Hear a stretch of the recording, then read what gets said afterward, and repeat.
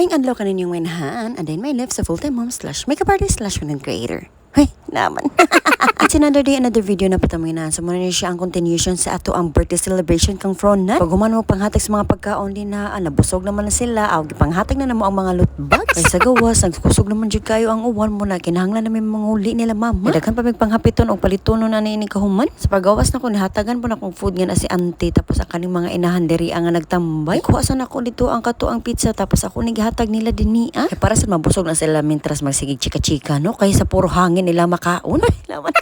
Ito wala ra pa may magdugay din na ang story sa mga kainahan kay nanguli na lagi dayon mi. I mean apamigyapit din ni adapit sa may drip food kay nagpabook lagi ko ana nga time kay para lagi unya na mo panihapon. So kay sirado pa man sila pagka morning ani gitawag ra nako ilahang staff ni naa nga magpabook ko daan og pagkaon. Kay para lagi unya inigabot na mo serve na diretso ang food. Ako nas lagi na dinaon sa may oras mga butin na tapos unsa oras ipaluto ang pagkaon. Mo nang gituyo jud ako din ni pagpa-reserve lagi daan kay ang mga bata maghuwat ni pila ka oras magdagandagan sa sulod. So makita ninyo arang kakusuga sa uwan no nagpauwan na lang gyud ko ato. Dool man lang diri ang DV Mart, di ko rami nagparking din na sa unahan. Kaya si mama ni diretso siya dito sa tindahan. Nang diri mi ni palit ki diri sa DIY nga rin nakita ni Fronan katuang Optimus Prime nga iyang ganahan. Munang nakita na niya din hi katong last time nga nanuroy mi si daddy nakitaan taw na niyang arang dakua. Munang ni anak ko ni Freya nga kuniti na Freya og pagkuha og imuhang toy da ko na ingon si daddy. Pero dili jud toy ang iyang nakuha, shade gyud taon og kanang balon nga paburuton. Naman. Tungod bangon sa kadaghan na ni duwa nito sa balay mo di na siya malipay mo nang balon na lang gyud taon. Ay nalipay na lang pud ko din ha sumoto ni palit na lang po ko din na og gift wrapper og kaning papilit kay ako na lang ni siya nga nagiputos. Siguro ko na og gunting dito sa Mr. DIY kay para maputos ni ako dan usa na ko ihatag ni Fronan para sad ma-excite siya ning ablin niya sa iyang regalo. Uli na mo diri sa balay wala pa na mo ni gihabo dayon ang iyang regalo no kay para sad lagi mapisto na siya dira sa sulod. Nya kay gitawag naman na mo siya din ni timing nga nitawag ang iyang daddy. Ipakita na mo unsa niyang pag-unboxing ang iyang regalong dako. Medyo expensive gyud siya no pero pamahala na kay para kalipay lang ni sa mong anak. Kita man siguro ninyo ang iyang ngisi abot naman sa dunggan pero iyang pasensya wa na gyud taon sa gift wrapper. Bura ka na siya pasensya. Uy, muna nagpatabang na ng taon siya nako. So, kanan siya no, nainggan yung pagpalit sa iyang daddy tungod kay maayon naman iyang mga grades sa eskwelahan. Kita namang improvement ba nga musuwat na siya, nga mo color na siya, ug mag-assignment na pud siya. Muna perting kakos niya din na nga ako siya inang mag-picture sa takat isa ni daddy. Ug para sa ato ma-post nga naay regalo si daddy nimo. Kay very good naman lagi ka. Amo na siya reward si mong self. Plus points ka sa amin ni daddy. Ay, laman. Bisag arang kabugoyan ni mo usahay ay pamahala na part naman ginasimuhang growing up nga arang hyper kay medyo butan naman lagi ni siya mo na gitaw ni iyang rewards iyang kugalingon kay ingnan man guni siya mo ni daddy basta magbuotan lang ka mo ning kamot lang kapag eskwela dili na ka magkiat dito sa eskwelahan di lang kay kana nga regalo ang among ihatag kanimo pero ayo lang gid pangayo ang airplane kay murag di jud na mo ma-afford pa ni daddy. Naman. Sa karon for na nga amo ra ma-afford is drone jud. Na may tilaguan si mami nga drone din na ako ra na ihatag nimo in the right time in the right place. Naman.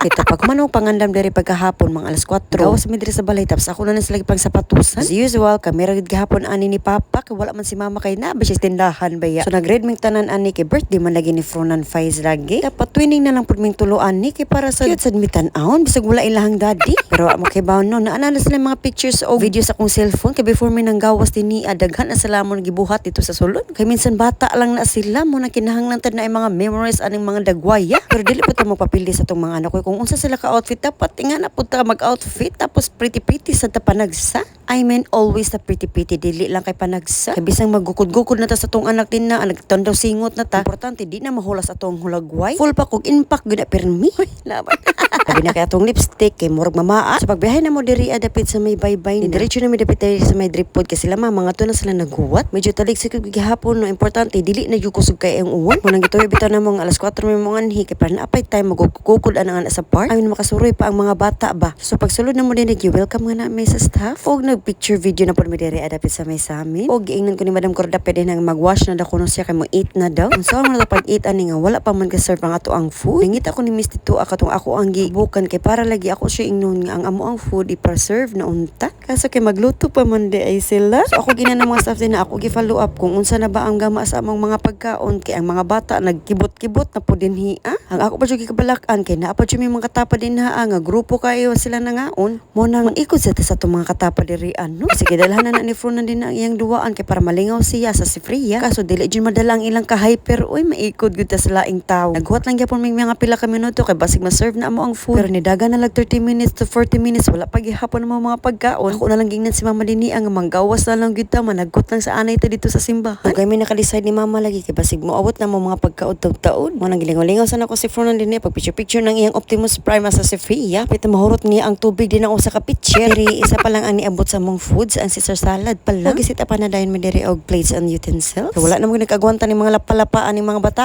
Mo nang nanggawas na lang gyud mi diri sa tripod og nanagot na lang gyud mi diri sa simbahan. Napapalaban na naman ang aking mga bagtak nito. Hoy, naman.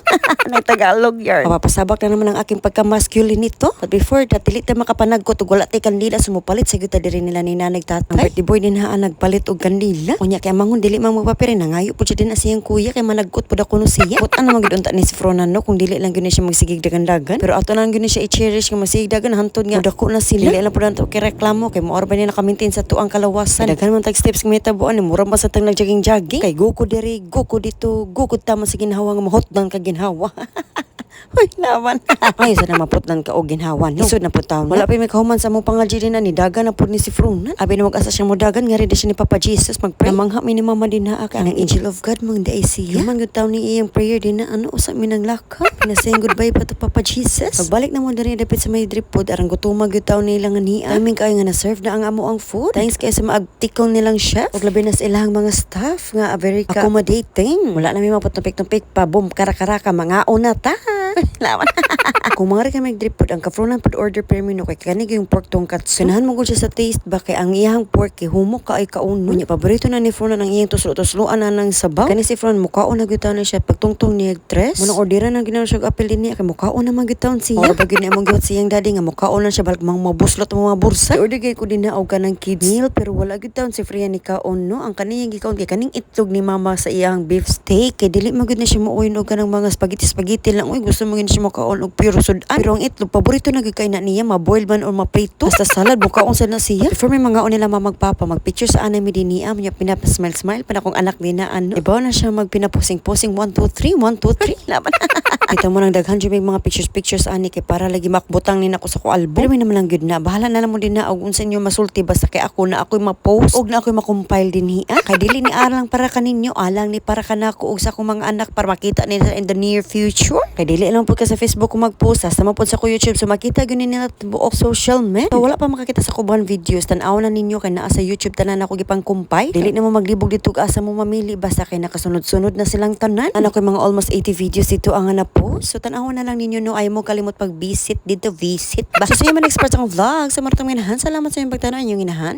Laban. Ciao.